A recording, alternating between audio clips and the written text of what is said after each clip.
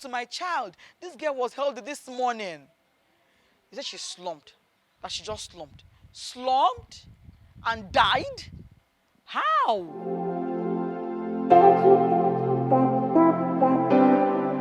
Okay, my name is Mrs. Blessing Adenirun. I am the mother of Whitney, Omodesola Adenirun. I had Whitney on Saturday, 30th October 2010. She was 12 years old a few months back. She was a student of Chrisland High School. Whitney was a healthy, bubbly, lively child. She did not have any pre-existing medical conditions. She did not have any heart problem. She did not have any sickness, any debilitating sickness whatsoever. She was beautiful, healthy, friendly, outgoing, active. She was brilliant, she was intelligent, very loving. She was a good child. She was a good child. She took the exams for Chrisland High in April of 2021, if I'm not mistaken. April of 2021. And she got admitted after she passed the exams. Then September, she resumed. September of 2021, she resumed as a level 7 student at Chrisland. So when the inter-house sports held last year, if I'm not mistaken, I can't remember the exact month, but last year she had her first inter-house sport with them as a student. The same Agege Stadium was where it held. And I got there quite late because I didn't know my way from here to Agege Stadium. So I was using Google Map to maneuver my way. And by the time I got there, the match past was already done last year. So she said, Mommy, you did not even come on time to come and see me match. You did not even come on time. I said, I'm sorry. You know I was using Google Map, but I promised you this year, that's next year. I said next year I would come on time. So this year, normally in the mornings I go to the gym for just a few minutes to 1 hour just to work out. So I was done with the gym. I came back home. I showered. And I told my husband, I'm on my way to the stadium. And he said, yeah, she made me promise to come, but I might not join you so early. So what time does inter-house sports finish? I said between 3 p.m., 4 p.m. The day was Thursday, February 9, 2023. So my husband said, okay, no problem. If it's between 3, 4, I'll come around. So I'll come around before then. So that once you guys are done, we can hang out and then from there we'll go home. I said, fine, fantastic. And I told him, don't worry, when I get to the stadium, I will send you pictures. He said, okay, no problem. So we departed. He left for his office. I left for the stadium. I got to the stadium quite early. I got to the stadium even before the program started. So I got to the stadium. I saw officials. I saw members of the PTA. We greeted, we just talked. And then I got my program, everything. And I sat down in front. So the match past started. The program started. The opening prayer, national anthem, everything. And then the match past started. And the first house, the way houses are in secondary school, yellow house, blue house, and all that. So the first house matched, yellow house. I didn't see my daughter. I know she's in Pines, which is greenhouse. Then the oak house, then the blue, and then green. I didn't see her in any of the match past. I said, it's unlike her. She's a lively child. She's not a timid person at all. She's not timid. She's not shy. I said, and she had prepared for that event. In fact, prior to days leading up to that event, my child stopped eating swallow, eba, at night. She would tell me, Mommy, no, I can't take swallow. I can't take anything heavy. I'm trying to keep fit because I'm going to win a medal for my house. She was that particular. In the morning, she will wake up before school bus, and the school bus comes as early as 6:30. Before the school bus comes, you will see her stretching and jumping, and I'll just be laughing at that like, you, Okpelenge, just don't go and break, We just laughed about it. So I was surprised not seeing her among the match past. I said, okay, maybe she's in the Queen's entourage. The Queen's entourage passed. I didn't see her. I said, okay, maybe she's in the arts and crafts or home economics or IT or something. I didn't see her in any of them until they all passed, until all students matched. Then they called parents. I became quite worried. So I stepped outside. I called her school bus driver. His name is Mr. Said. I said, Mr. Said, please, did you bring my child to the stadium? Was my daughter among those you brought to the stadium? He said, yes. I said, because I can't find her. He said, she's there. That he quickly went out for an errand, but that she's there in the stadium. I said, I said, because I've not seen her. I said, but no problem. I hope to see her soon. When we dropped the call, I went outside to check among the vendors selling things if she was there. I didn't see her. So coming back inside, a bus sped by. A bus on high speed, like very high speed, just zoomed past me on the stadium. And I said, why would a bus be driving this fast in a place where you know there are so many students? Why would you drive like that? It's not right. I just said that to myself. And then I crossed to the other side of the stadium, because normally at the stadium, students are on one side, parents are on one side. So I left the side where the parents are, and I crossed to the side where students are being kept. On my way there, I met a man, most likely a parent, and he said, madam, I don't think parents are allowed here. I said, I know, I just want to see my daughter and make sure she's fine. He said, okay. So I walked in there, and I saw, March past was already done. Children already had their snacks. I saw some people with ice cream, candy and all that. So I saw a boy, and I asked him, my dear, good afternoon, please. I'm asking of Whitney Adenirun. And he said, a girl just slumped here, but they've taken her to the hospital. I said, oh, a girl slumped? Hey, yeah, I wish her a quick recovery. Please, have you seen Whitney Adenirun? He said, the girl that slumped, her name is Whitney. I said, Jesus. He said, no, my daughter's name is Whitney Adenirun. He said, I don't know her surname, but I know when they were pouring her water, I heard them shouting, Whitney, Whitney. So I brought out my phone, and I showed him her picture. I said, this is the girl that slumped. I held my chest. Slumped? How? Why would she slump? She had breakfast before she left the house. What happened? So a man was there, and the man said, she was here, she fell. I'm the one that poured her water. I said, wow. I was panicky. So I rushed out of the place. Coming out, I saw a staff coming towards me, and the staff said, oh, Mommy Whitney, we've been looking for you. I said, what happened to my daughter, please? What happened to my child? Say, actually, what happened is that she fell down, slump, faint. But don't worry, we've taken her to the hospital, she'll be fine. I said, no problem, please, come and take me to where she is. I want to see her. He said, okay. So I walked out with him, and I asked him, what is the name of the hospital where she is? He said we should go and ask the principal, that we should get together.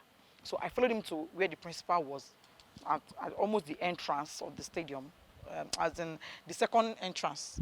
I said, please, ma, where is the hospital? She said it is Agege Central Hospital. I said, okay. So they assigned me a school bus to take me to the place. And I asked the driver, hope you know the Agege Central Hospital. He said, no. I put the address on my phone. It wasn't coming out. On Google Maps, I put Agege Central Hospital. It was not coming out. I deleted, I put it again. It wasn't coming out. What I was seeing was Agege Central Mosque. I told the driver, it's not coming out on Google Maps, so he asked I now called the principal. I said, please, ma, is it Agege General Hospital or Central Hospital? She said Agege Central Hospital. I said, okay. I told the driver, let us drive out. We'll ask. She means hospital. Somebody here will know. We got to the gate. We asked the security men at the entrance of the stadium, please, where is Agege Central Hospital? They said they don't know. But Central Hospital. General. That maybe we should call them and confirm it is general or not. I said they said central. I called the principal again. Hello, ma, is it general or central? She said it is central. That we should just ask. That we should just be going and be asking. That we will get somebody that will tell us that it's not far. We came out. We were driving. As we were driving, we kept on asking people, please, where is the Central Hospital? Nobody knew the place. I told the man, okay, you know what? Let us go to Agege Central Mosque. If we get to Agege Central Mosque, we will ask around for Agege Central Hospital. So, on our way, as we were driving, we were just being careful. Fortunately, we saw the school bus they used to carry my child by the side of the road. So I said, thank God it is here. He stopped the car and I jumped down. As I jumped down, I looked at the environment. It wasn't looking like a hospital to me. You know, there was a big gutter, then you had a mechanic, and just a rowdy, crazy environment. And then inside the compound, inside, you will see this small place. So we later got to know it was an immunization center. So I walked in there and I saw the staff. I said, Mrs. Watu, where is my child? What happened? She said, I don't know. She's in there. I said, but why come here? Why this place does not look like, it doesn't look sanitary. She said, this is the closest place to the stadium we could bring her. So I rushed into the room where they told me to go, and I met the corpse of my child. I met her dead. I was devastated. My world came crumbling down. I asked the doctor, what happened to my child? What happened? The man said, from the way I'm looking at it, it's like cardiac arrest. I said, cardiac what? Cardiac arrest? She's 12. She's 12 years. What do you mean by cardiac arrest? Like, why should my child have a cardiac arrest? She does not have any heart conditions. And even if she had a heart condition, why would one cardiac arrest kill a child? One, she has never had any cardiac arrest before. So why would the first single cardiac arrest she has kill her? You know, and they couldn't give me any answer. Later, officials came, they did everything, they prayed, but nothing could be done. She was already turning black. Her lips were black, her tongue was black as of when I got there. Her lips were black, her tongue was black. And they couldn't give me any tangible answer. And I kept asking, what happened to my child? What happened to my child? This girl was held this morning. He said she slumped, that she just slumped. Slumped and died? How? How does a 12-year-old slump and die? How? And nobody has given me any answer. I have asked them, my husband has asked them, and up till this moment, I have not gotten any answers as to what happened to my child. And that is it. The most upsetting is the school not taking responsibility. They're making it look as if my child was sick, as if she was weak, as if she died of, she just died. I asked them, was there an ambulance on ground? Was there an ambulance? It's a sporting event. Anything can happen. It could have been anybody. A parent could have slumped. The kids running could have been the one that slumped. My child was just a sacrificial lamb. She slumped. What first aid was done on her? Why was she soaked in water? Who poured water on her? Why was she drenched? Why? And nobody's giving me... The silence is annoying. You can't tell me to just go and bury my 12-year-old without answers. I'm a grieving mother. I need closure. I need to hold on to something. When she was meant to be 15, 20, 30 years old, I should be able to look back and say, oh, my child would have been 20 years today, oh, but she died. See what killed her. I shouldn't just say, oh, she slumped and died. She's not diabetic. She's not hypertensive. And the school, I told the principal, I said, Mrs. Samao, do you agree Chrisland was negligent? She couldn't answer me. Do you agree this could have been prevented? It could have been prevented. If an ambulance was on ground, my child would not have died. If we had an ambulance on ground, my child would have had a fighting chance. Was there a doctor on ground? Do we have a qualified medical doctor on ground? No. Do we have a team of medical personnel on ground? No. What you're telling me is that we have the school nurse with us, and we also have a group of trained first aiders. Okay, what first aid was done for my child? So you perform CPR and they poured her water. They poured her water and they performed CPR. Is that first aid? Is that first aid? Is it everything that has to be CPR? Is CPR the only first aid measure? What other critical first aid measures do you have in place? If someone had a heart attack, would you perform CPR on that person? I'm not a medical personnel, but for God's sake, this is common knowledge. We know these things. If an adult has started screaming, "Oh, my chest, would CPR be the next thing you perform? Why was there no ambulance there? We know how notorious Agege is. Why was there no security personnel for those kids? People have this idea that Chrisland parents are millionaires, that we are very rich. If a hoodlum had entered there on the guise of being a parent and stuck a gun by the side of a child and said, "Follow me, or call your daddy," what would be the story? Why was there no medical personnel on ground? Why was there no security personnel on ground? Why was my child taken to a health center? Why was she taken there in a school bus? If she was in an ambulance, she would have had a fighting chance. Why? An ambulance would put on siren and clear road if there was traffic. You took her there in a school bus. Nobody respects a school bus. And they are not telling me anything. It's annoying. They are fighting by all means to protect their school image against the loss of a life. They are not willing to own up to any error or mistake on their parts. The picture they are painting is that, oh, we did everything we could. We had a risk assessment. We have a tent. We have a nurse. So it was fine. That is what they are saying. Whitney was sick. She was tired. She just slumped and she died. That's the narrative they are putting out there. And it's annoying to me. It's hurtful. As a mourning mother, that is a pain I don't want to go through. That is like rubbing salt on my injury. I don't want media attention. I don't want money. I don't want dragging. All I want is, Mommy Whitney, see what we were able to find out happened to her. See what we found out. We are sorry it happened on our watch. We take full responsibility. Anything you want us to do to step in and ease your pain, we will do it. That is all I asked for. And I begged severally. I was pleading. I was begging. They came to me on Friday.